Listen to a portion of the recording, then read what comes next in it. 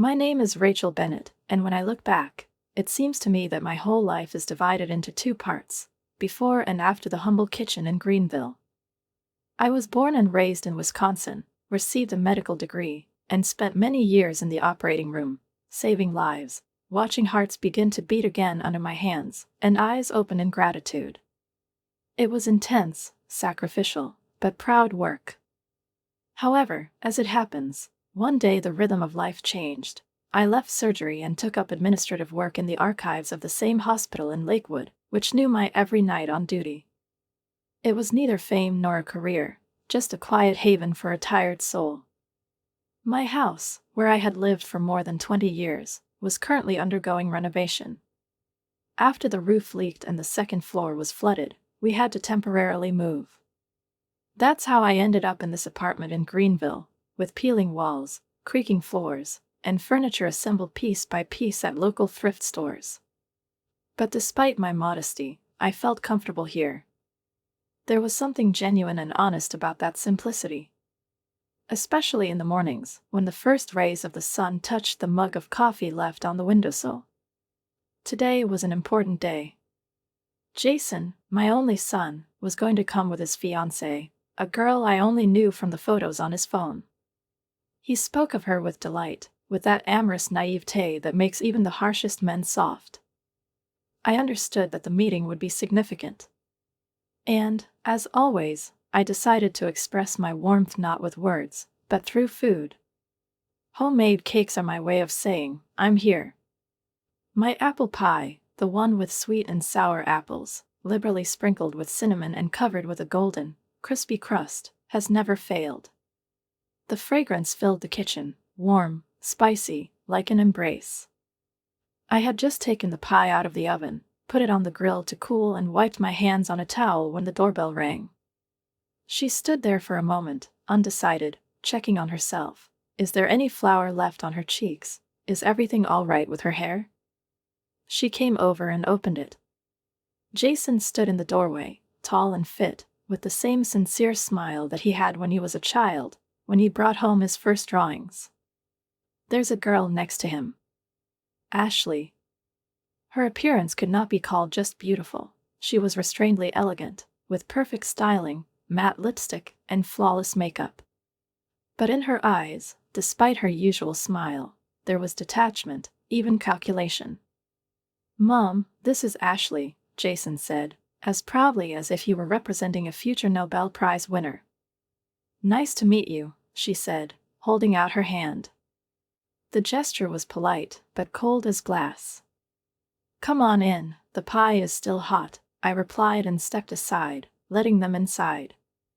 They went into the living room, where I carefully set the table, a snow-white tablecloth, washed but neat, old hand-painted mugs, a bowl with apple slices and cinnamon. Ashley looked around. I caught the faint curve of her eyebrows as she looked at the old sofa with its worn armrest, at the chest of drawers, which was a good 40 years old. She didn't say anything, but I could read her thoughts. There was a mixture of surprise and mild disapproval in them. "Cozy," she said, as if forced, smiling from the corners of her lips. I nodded. "There's not much room, but I won't be here long. But it's always warm. Especially when there's a pie." I cut the pie, and the fragrance spread around the room, as if trying to fill in the awkwardness. "Jason says you work at the hospital. What exactly do you do?" "What is it?" she asked, sitting comfortably on the edge of the armchair, but without taking off her coat. "Now it's mostly an archive. Work with documentation, patient records. Sometimes I consult young specialists." I deliberately did not mention my past career. Let my actions speak for me. Jason frowned. "Mom, you were a surgeon. Tell her how you performed that complicated heart surgery in 2008. Or about the girl from Minneapolis whose life you saved." I smiled and shook my head. "That's not the point today, honey. Today we get to know each other. And we try the pie. Ashley, take a piece." She picked up the plate, but instead of taking a bite, she looked at me carefully. And how could you afford to send Jason to a private school? Her voice was flat, but there was a cold urgency in it. I looked at her calmly. My parents helped me a little. They left something behind. And, when you want to give your child the best, you'll always find a way. Even while working in the archive? What is it? She asked, and there was a sneer in her voice, hidden behind a mask of politeness. I pretended I hadn't noticed. The spoon clattered softly on the porcelain edge of the plate.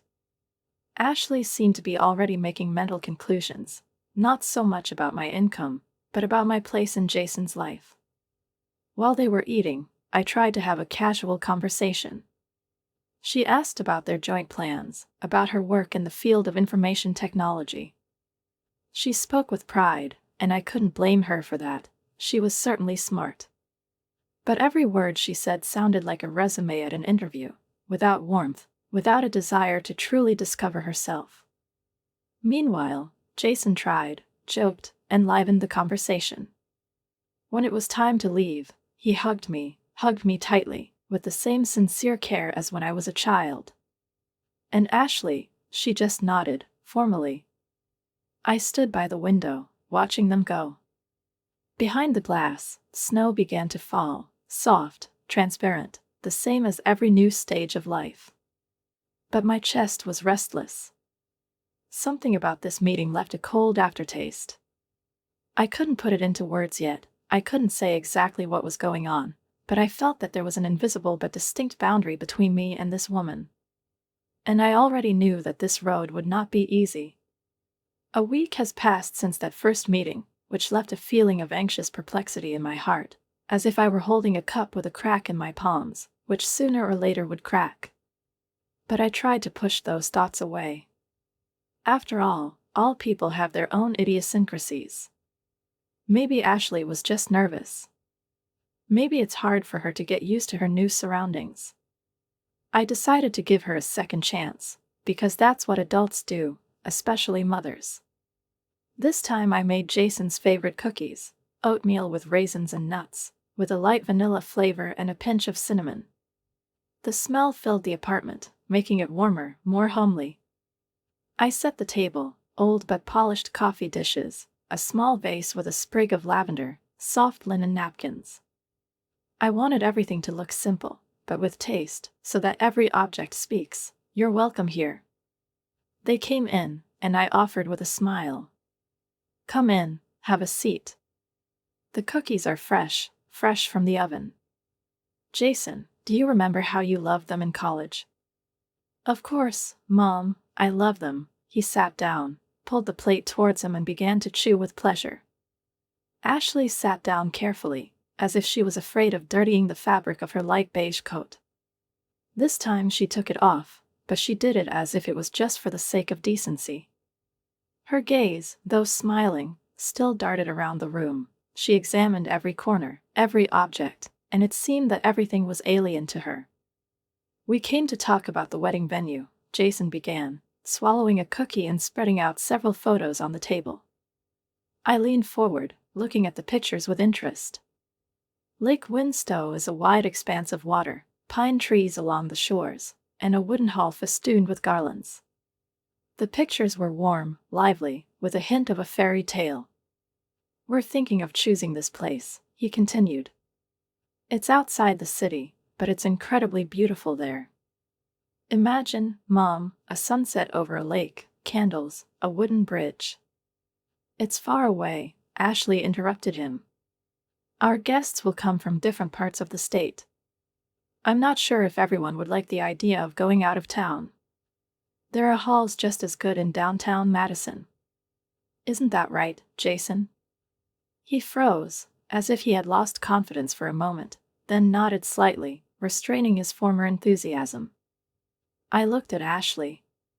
Her face was flawless, as if carved from porcelain, but her voice carried the same tone as last time, a tone that hid an order under a mask of concern. "The lake makes magical photos," I said softly. "A little trip won't hurt anyone. It's a special day." "But the movement," she sighed, leaning back in her chair, "it's just a nightmare." We don't want the guests to spend half a day on the road and then back again. And there's almost no parking there. Maybe we should think about that, Jason put in uncertainly, but it was clear that the idea of the lake was still dear to him. I stopped myself from sighing. I could already feel Ashley taking over the space, not directly, not rudely, but consistently. She didn't let any of my thoughts blossom, instantly shifting the conversation to where she was comfortable. My words faded before they could rise above the level of ordinary politeness. We generally want something modern, she continued. An elegant, glossy wedding, in the style of minimalism. Simple shapes, glass, metal, stylish compositions. You know, the kind they show in magazines now. I understand that you would probably prefer something more traditional. Her gaze slid over my dishes, cups with paintings, light cracks on the glaze, white with blue flowers. It seemed that even these cups were alien to her, out of date, of the wrong level. I held back a twinge of annoyance. Modern style is great. Everything that makes you happy should be on this day. The main thing is that you both feel joy. Ashley raised an eyebrow slightly, the corners of her lips curled in a half-laugh. That's nice of you. But in the end, it's still about image, isn't it? A wedding is a showcase of a couple, their style, their level. I swallowed. Level. It was as if that word separated me from them. My mugs, my linen napkins, my cookies, all this was beyond her concept of level. I nodded, but a sense of detachment was growing inside, as if I was watching not my family, but a play where I was assigned the role of an extra. I tried to be a participant, but my lines were cut, shortened, replaced. Ashley knew how to do this, imperceptibly, but definitely deprive another person of space. We talked a little more about the color scheme, the menu, and whether there would be live music or a DJ. Every time I tried to suggest something, a dish, an idea, a song, Ashley calmly found a way to dismiss it by changing the subject or suggesting something more appropriate to today's realities.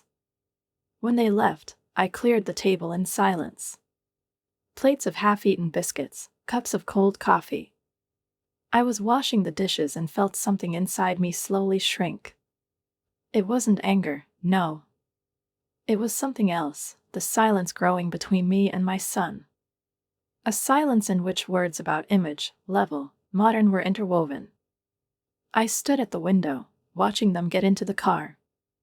Jason opened the door for Ashley, and she sat down without looking at me. He sat down next to her, and they drove away, leaving behind only the horn and a long trail of snow that no one had passed through yet. And this winter, in the midst of the snow, I realized that my opinion has no weight from now on. My voice is barely audible. I'm just a shadow in the background of someone else's play, where the roles have been assigned for a long time. On the day my son's birthday was celebrated on the calendar, the air seemed to be saturated with the icy transparency of late winter. The snow was no longer falling, but it still lay in thick layers in the shadows, resembling old cotton wool stored on memory shelves. I woke up early, as I used to do in his childhood, when I got up to make special pancakes, wrap presents, and hang balloons over his bed. It was all so long ago, but my fingers themselves remembered those morning gestures. I prepared a small gift, an embossed leather passport cover, one that will serve for a long time and with dignity. There was no invitation. No phone call, no email, not even a short message. A long silence on a day that has always been special to us. I could have asked. You could have pretended to forget. But instead, I just put on my coat, put on a scarf, took a gift box tied with a ribbon, and went outside. The house where Jason and Ashley now lived was a new one, or rather, a renovated old mansion on one of Lakewood's main streets, where the houses looked equally confident in their value. Its facade was painted a cool gray-blue color, and the wide windows flickered with the reflection of streetlights. When I got to the door, I heard the hum of voices, the clink of glasses, and music. The party was in full swing. I took a deep breath and rang the bell. The door opened almost immediately. Ashley was standing in the doorway. In her hands was a glass of sparkling wine, and on her face was a surprise from which she did not have time to hide behind a mask of politeness.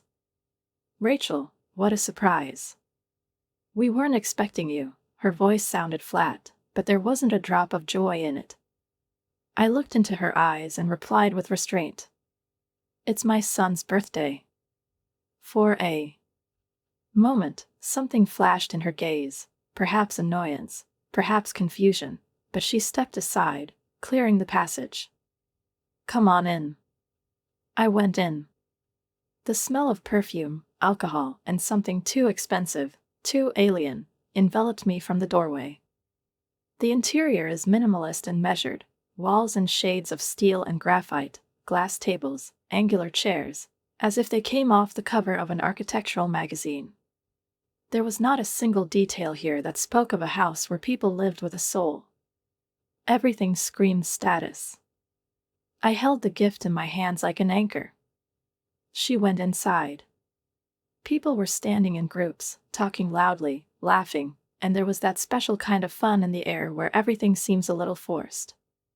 I didn't recognize a single face. They were all young, dressed in the latest fashion, with that easy audacity that goes hand in hand with career success. Some glances glanced at me, some nodded politely, some just turned away. I felt like an antique vase in an ultramodern room, inappropriate, excessive, accidental.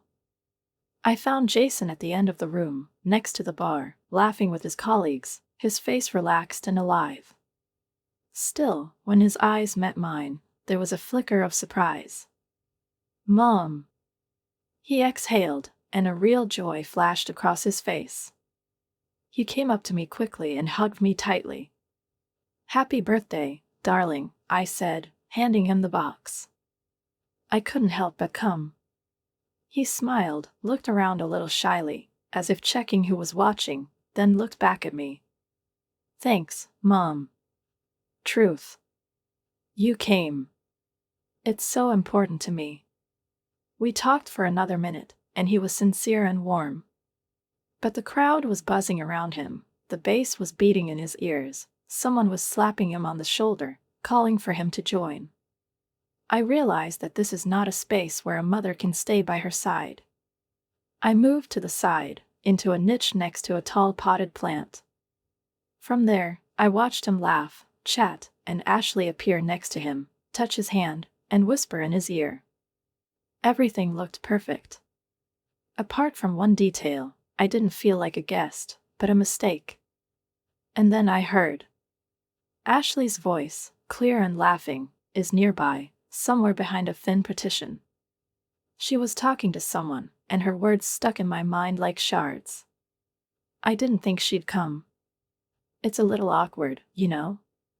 And the laughter, soft, almost sympathetic, but there was not a shadow of respect in it. Those words were like a click in the silence. A moment later, I seemed to lose my balance. I wasn't just an outsider here. I was unwanted. My presence wasn't just ignored, it got in the way, spoiled the picture, disrupted the order, someone else's order, which was built without me. I went back to the window where I had been standing at the beginning. I reached for a glass of water, which I don't remember taking. My fingers were shaking. I took a deep breath, then another. "Breathe, Rachel. Just breathe." Jason arrived about 15 minutes later. He looked at me carefully, his eyes narrowed. "Mom, is everything okay? You look a little tired." I smiled, trying my best to make it look natural. "Yes, it's just been a long day. It's not a big deal. Do you want me to take you home? We can do it right now." I put my hand on his shoulder. "No, dear. Stay here. Enjoy the evening. I'll get a taxi." He looked at me a little longer than usual, as if he wanted to say something else. Then he nodded. "Good. Thanks for coming, Mom. I love you." "I love you too," I replied, squeezing his hand. "Always." I went out into the night. The cold air hit my face, but it was even pleasant. He was more honest than the warmth in that house. I walked down the street, treading carefully on the icy sidewalk. The snow crunched underfoot, and the sky above shone with stars, distant, indifferent, but still beautiful. And in that silence of the night, under the stars, I suddenly realized that my son had grown up. He lives in a world where it's not so easy for me to find a place anymore. And maybe I'll have to earn it all over again. Or let go. The morning before the wedding began the same way as any other, with the usual buzz of the refrigerator, the smell of freshly ground coffee, and a slight dampness outside the windows.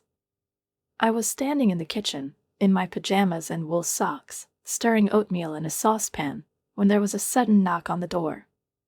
It was too early for the guests, too early even for the couriers. I looked at my watch. It was 15 minutes to 8. The surprise instantly replaced the remnants of morning calm. I wiped my hands on my apron, pulled my cardigan over my shoulders, and went to open the door. Ashley was standing in front of me. She wasn't smiling. She wasn't holding a bouquet of flowers, a cup of coffee, or even an umbrella, just a handbag perfectly matched to an ivory coat.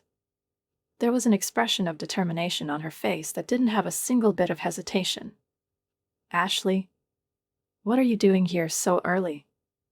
I asked, taking a step back, but making no move to let her in. "I'll get right to the point," she said, walking inside uninvited. "It will only take a couple of minutes." I silently closed the door, feeling the coolness outside give way to another, more prickly cold, the cold of premonition.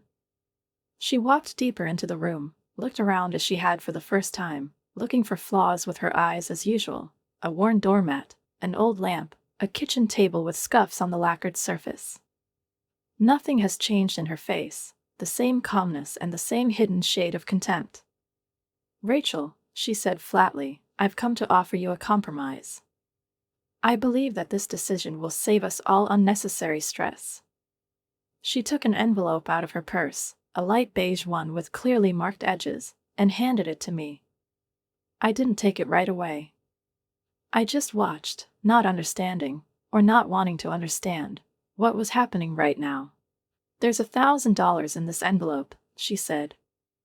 "I'm offering you this money if you agree not to come to the wedding tomorrow." The world froze for a moment. Even the hum of the refrigerator seemed to have died down, giving way to a silence full of tension. "Are you serious?" I finally managed. The words sounded hollow, as if from the depths of some distant well. I looked at her, trying to catch at least a hint of irony, at least the slightest embarrassment. But nothing moved in her face. "Yes," she said, without looking away. "We have invited important people. People who have their own circle, their own expectations. We don't want them to ask questions. Your style, your manners, your place, you just don't fit into the picture. I'm sorry, but it's true. We can't afford the inconvenience." Her voice was even, almost gentle. Like a bank employee who refuses a loan. "Didn't you think I was Jason's mother? That he's my only son, and that I dreamed of seeing him on my wedding day?"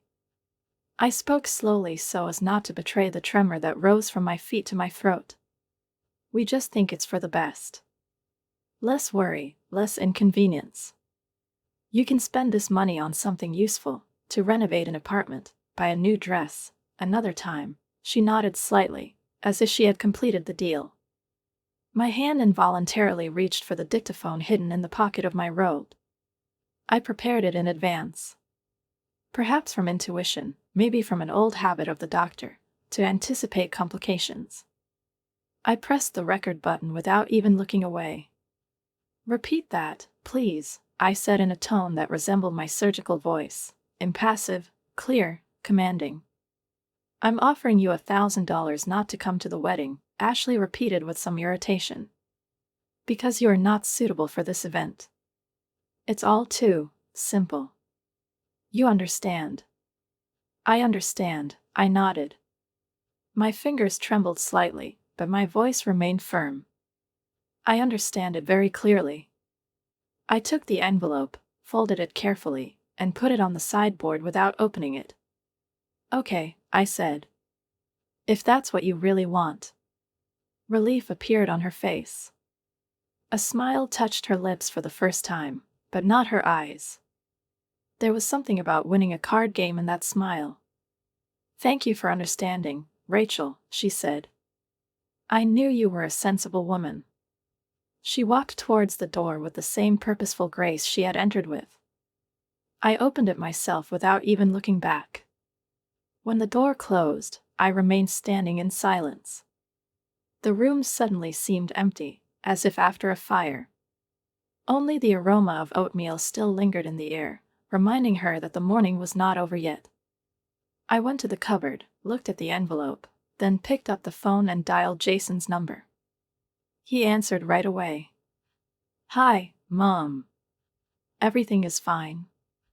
Son, I said, slowly, clearly, can you come now? It is important. Very important. There was a hint of wariness in his voice. Of course. Something happened? Just come over. You are welcome. I switched off before my voice could falter. My hands were no longer shaking. They were as calm as a surgeon's hands before an incision. Ashley's words still echoed in my head, but now they no longer hurt. They were toughening. I didn't know what would happen next. But I knew that this day had changed everything. And I won't let anyone, not even the most refined daughter-in-law, cut me out of my son's life. Not even for $1,000. Or for $1 million. He came faster than I expected. It hadn't even been 20 minutes after the call. The car pulled up to the house, and I saw the familiar silhouette of Jason outside the window. He got out of the car with that impetuous step that I remembered from childhood, as if he was always in a bit of a hurry to live. I opened the door before he could knock. There was concern on his face, and anxious lights in his eyes. Mom, what happened? He entered immediately, without waiting for an invitation, and closed the door behind him. You said that, it made my heart sink. Come in, I said. My voice sounded calmer than it was inside. Sit down. We need to talk. He sat down on the sofa, which still had traces of the morning light filtering through the curtains. I went to the cupboard and took out a dictaphone. Small, gray, with a warm surface, it lay in the palm of your hand like something alive, capable of speaking louder than any words. Listen to this, I said, and pressed the play button. There was a ringing silence in the room. Only Ashley's voice filled the air, flat, aloof, almost professional, as if she were reading a prepared text. I'm offering you $1,000 to not come to the wedding. You're not suitable. We have important guests. We can't afford to be inconvenienced. I didn't look at Jason. I was looking out the window at the birch branches swaying slightly in the wind. But I could feel the tension building in the room. He didn't interrupt. He listened to the very end. When the recording ended, I still hadn't turned around. I gave him time. After a few seconds, his voice broke the silence. He sounded hoarse, as if he had been ill for a long time. I can't believe this, he whispered. Did she really say that? So easy. So cold-blooded, to you? I turned around. His face was pale, and his eyes were filled with disbelief and pain. He looked like the ground had been knocked out from under him. You heard for yourself, Jason, I said softly. It's not a dream. Not a mistake. She said this while looking into my eyes. He stood up. He walked around the room, then stopped abruptly and turned to me. I can't marry a man who's capable of that. This is wrong. This is betrayal. How could I not have seen this before? Because you loved her, I said. And maybe you still do. Because you believed. It's not a weakness, Jason. It's human. He came up to me, sat down next to me, and squeezed my hand. Mom, I'm sorry. I'm sorry she did that to you. I'm sorry I didn't notice anything. I squeezed his hand tightly, the way I used to when he was little and woke up from nightmares. This is not the time to apologize, I said. The question is, what are you going to do? He looked at the floor, then looked up. There was a solution in them. Cancel the wedding. All. Tomorrow. I'll tell everyone. I won't let her humiliate you. I can't connect my life with a man who so easily crosses out my family. I paused, then slowly shook my head. Wait a minute. If you cancel the wedding now, suddenly, without explanation, do you know what will happen? She will become a victim. Everyone will think that you just changed your mind. And she's a poor thing, abandoned at the altar. And you'll be guilty. You'll be blamed. He frowned, clearly not wanting to let that happen. What should we do? We need people to hear it for themselves. They saw it. Let her open up. You know, Jason, the truth always sounds louder when it's shared by someone who tried to hide it. He nodded. Slowly, consciously. His gaze became different. There was clarity in it, almost surgical precision. Good. Then we'll let them hear it. You're right. It's not just about us. It's about not letting her ruin other lives as well. I've been silent for too long. I stood up. She went to her desk, took out a notebook, and began writing down the names. Old colleagues, patients, family friends. People who knew me not from the apartment environment, but from years of dedicated work, surgeries, night shifts, consultations, and saved lives. The people I never asked for anything, but who always said, if you ever need anything, just tell me. I picked up the phone and started making calls. One by one. My voice was firm but friendly. Hi, this is Rachel. Yes, everything is fine. Look, I know this is unexpected, but I need a little help. Tomorrow will be the day when I really need support. Do you mind coming? Each of them responded. No questions asked. Someone with surprise, someone with warmth, someone with a slight concern in their voice, but no one refused. When I finished, Jason came up to me and hugged me. This gesture was quieter than any words, but it had everything: regret, gratitude, the strength he drew from me, and the adult realization that now we are not just mother and son, we are allies. Thanks, Mom, he whispered. I hugged him to me, and, as in childhood, I whispered into his hair. I'm with you. Always. Evening slowly descended on the city. The lights in the windows lit up one by one, like signals in the dark. I could feel the tension giving way to determination. We weren't just ready for tomorrow. We were ready to tell the truth. And let it sound loud. Loud enough for everyone to hear. The whole town knew that today was supposed to be the wedding of the year. The spacious hall in the heart of Madison shone as if it was preparing for the governor's reception. Crystal chandeliers cast hundreds of reflections on the polished wood of the floor, the tablecloths were snow white, stretched like leather on a drum, and even the air seemed saturated with something expensive, a mixture of perfume, nervous tension, and expectation. Everything was perfect, down to the millimeter. Exactly the way Ashley wanted it.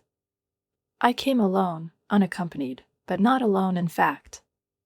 My old friends were already there. I recognized the faces in the crowd: the gray-haired Dr. Milton, whom I once helped return to work after a heart attack; Jenna, a former nurse with whom I saved lives at night; Tom, the father of a boy to whom I once performed a complex heart operation. They smiled, nodded, came up, took my hand. Their presence was a shield, warming and protecting. I was seated near the end of the row.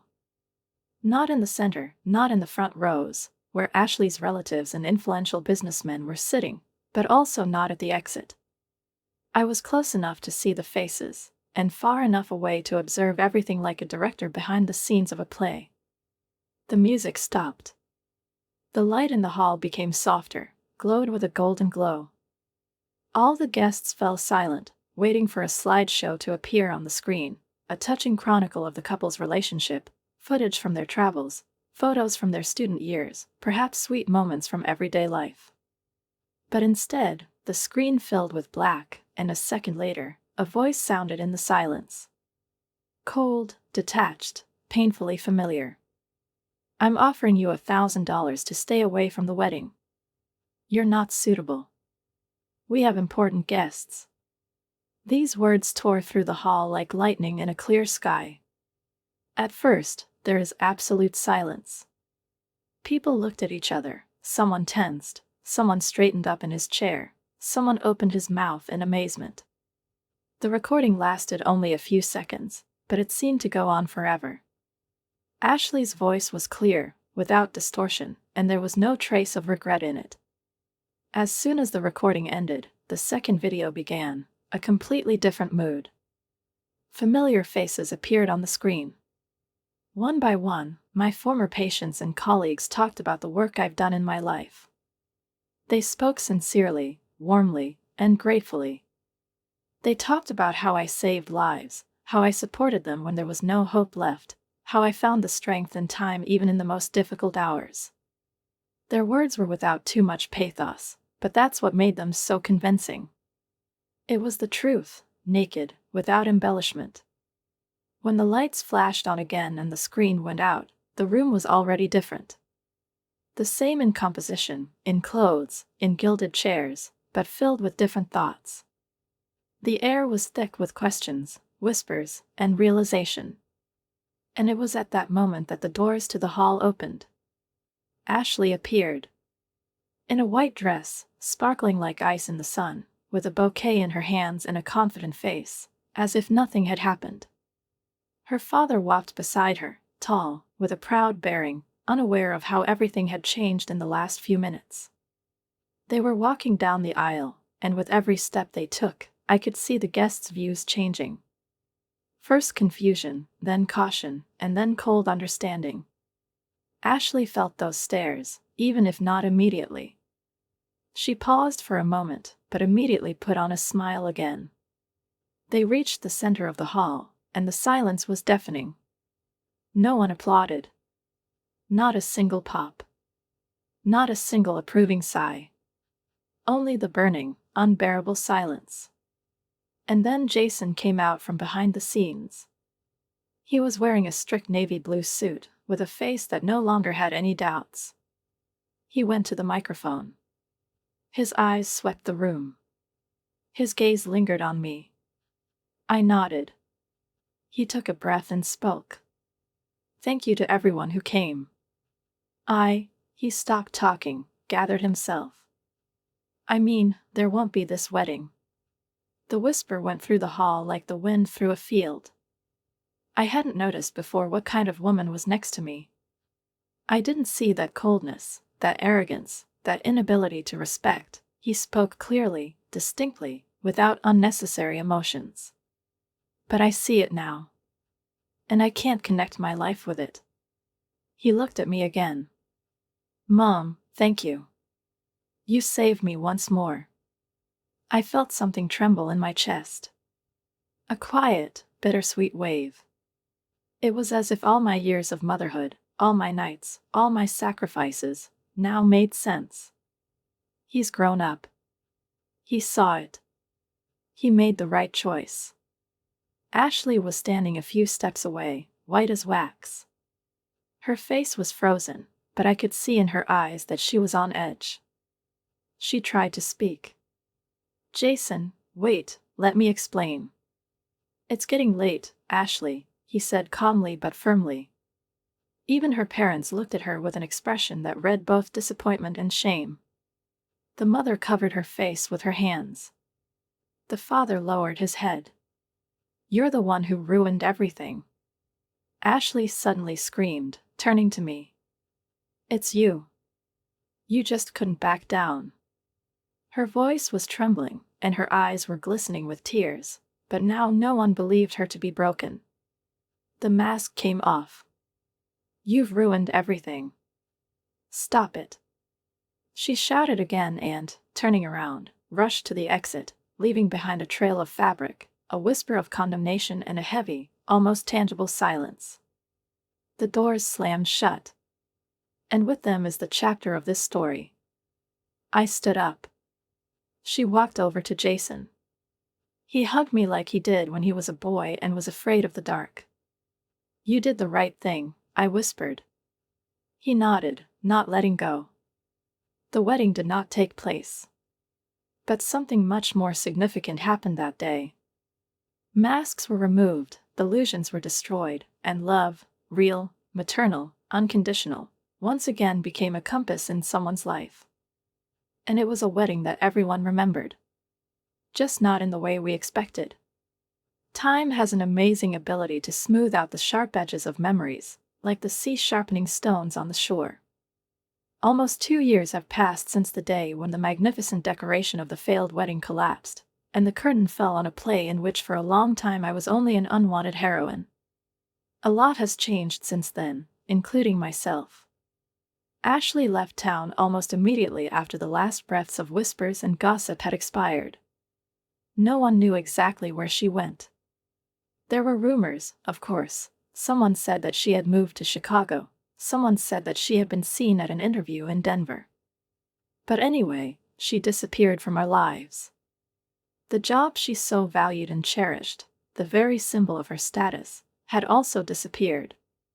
It was said that her supervisor was present at the ceremony. I saw everything. I heard the recording. And there was some kind of higher justice in it that didn't require revenge. Just silence and disappearance. And more than that, not a single call, not a letter, not an apology. She's gone, and with her gone is the fear that one day my son will be with someone who doesn't really know how to love.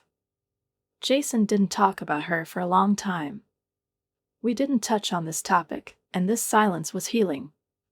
We walked, talked about books, and baked pies, just like in the good old days. Sometimes he would bring me coffee and just sit next to me without saying a word. We both knew that sometimes the best support is just to be there.